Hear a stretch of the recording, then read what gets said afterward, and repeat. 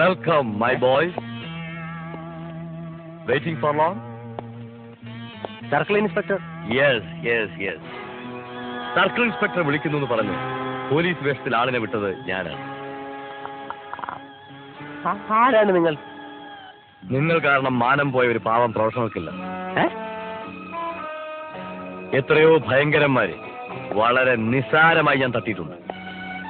പക്ഷെ അന്ന് ഉന്തുവണ്ടിയിൽ വെച്ച ബോംബിൽ നിന്നും ട്രാൻസിസ്റ്ററിൽ നിന്നും അത്ഭുതകരമായി നിങ്ങൾ രക്ഷപ്പെട്ടു. അപ്പൊ അന്ന് ബോംബ് വെച്ച നീയായിരുന്നോ? എടാ ദ്രോഹി, എന്നെ പട്ടിണി കിട്ടാ നീയല്ലേ? ഇവനെ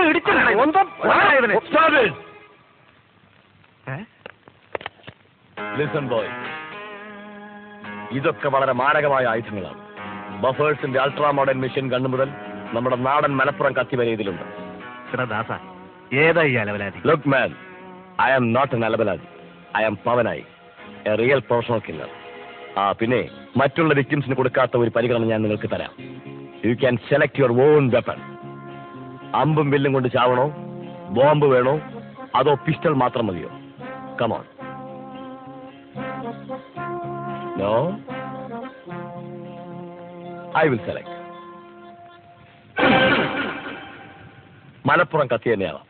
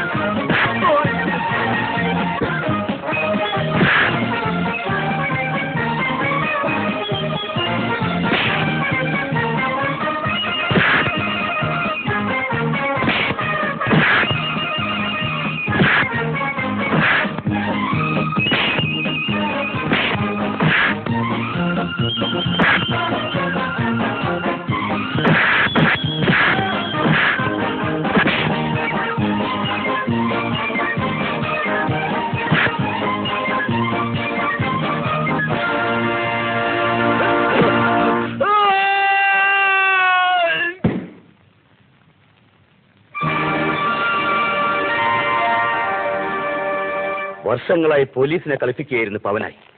ഈ മരണം അധോലോകത്ത് നടക്കും, പൊതുജനങ്ങൾക്ക് ആശ്വാസം പകരും. ഇതൊരു യാഥാർത്ഥ്യമാണെന്ന് എനിക്ക് വിശ്വസിക്കാനാവുന്നില്ല. അയ്യോ, യാഥാർത്ഥ്യമാണ് സാർ, പവനായി മരിച്ചു. ഞാൻ വിശ്വസിക്കാനാവുന്നില്ല എന്ന് പറഞ്ഞത് അല്പം ആലങ്കാരികമായിട്ടാണ്. ഡിപ്പാർട്ട്മെന്റിന് വേണ്ടി ഞങ്ങൾ എന്തൊക്കെ നല്ല കാര്യങ്ങൾ ചെയ്തു അല്ലേ സാർ? തീർച്ചയായും. എന്നാ പിന്നെ ഞങ്ങളെ കൂടെ ഡിപ്പാർട്ട്മെന്റിൽ എടുത്തൂടെ സാർ? തമാശ പറഞ്ഞല്ലേ സാർ, ജീവിക്കാൻ വേണ്ടി പോലീസ് ആവാൻ പോലും ഞങ്ങൾക്ക് മടിയില്ല. പിന്നെ എന്തൊക്കെയായാലും ഇതൊരു മർഡർ കേസാണ്, ജാമ്യം വേണം സാർ. ഇങ്ങനെ മനസ്സാക്ഷിയില്ല സംസാരിക്കരുത് സാർ. ജാമ്യത്തിനൊന്നും ആളില്ല, വേണമെങ്കിൽ ഞങ്ങൾ അങ്ങ് തൂക്കിക്കൊന്നേക്ക് സാർ. Don't get upset. നിയമത്തിന്റെ ഫോർമാലിറ്റീസ് വേണ്ട. എന്റെ സ്വന്തം റിസ്കിൽ ഞാൻ നിങ്ങളെ വിട്ടയക്കാം. വിളിക്കുമ്പോൾ ഒന്നിച്ചാൽ മതി. പട്ടിണി കിടന്ന് ചത്തില്ലേല് ഞങ്ങൾ വരാം. അങ്ങനെ പവനായി ശവമായി. എന്തൊക്കെ ബഹളമായിരുന്നു. മലപ്പുറം കത്തി, മെഷീൻ ഗണ്ണ്, ബോംബ്, ഒലക്കര മൂട്. ആ സീഡികൾ ചില്ലറക്കാരില്ലെന്ന് ഞാൻ അന്നേ പറഞ്ഞല്ലേ. ബിസിനസ് ഇനിയും തുടരാൻ പറ്റുമെന്ന് തോന്നുന്നില്ല. സാർ ചായ? നിന്നോട് ഞാൻ ചായ ചോദിച്ചോടാ കുഞ്ഞിരാമ. കൊണ്ടുപോടാ. ഒടുവിൽ ഇന്നലെ പെരേര വിളിച്ചു. അയാൾക്ക് പേടിയുണ്ട്. എങ്കിലും നമുക്ക് നമ്മുടെ ചരക്ക് കൈമാറിയല്ലേ പറ്റൂ. ഞാൻ നിർബന്ധിച്ചപ്പോ പെരേര വരാമെന്ന് ഏറ്റു. നമ്മൾ ചരക്ക് ഒളിപ്പിച്ചു വെച്ചിരിക്കുന്ന അതേ സ്ഥലത്ത് വെച്ച് തന്നെ കച്ചവടം നടത്താം. പെരേര അവിടെ വരും. അത് ആളൊഴിഞ്ഞൊരു സ്ഥലമായതുകൊണ്ട് പ്രശ്നമൊന്നും ഉണ്ടാകാൻ ഇടയില്ല സാർ. എല്ലാം ദൈവത്തിന്റെ കയ്യിലാണ്. ഞാൻ പെരേര ഒന്നുകൂടെ വിളിക്കാം. അടുത്ത 15-നകം അയാളോട് വരാൻ പറയാം.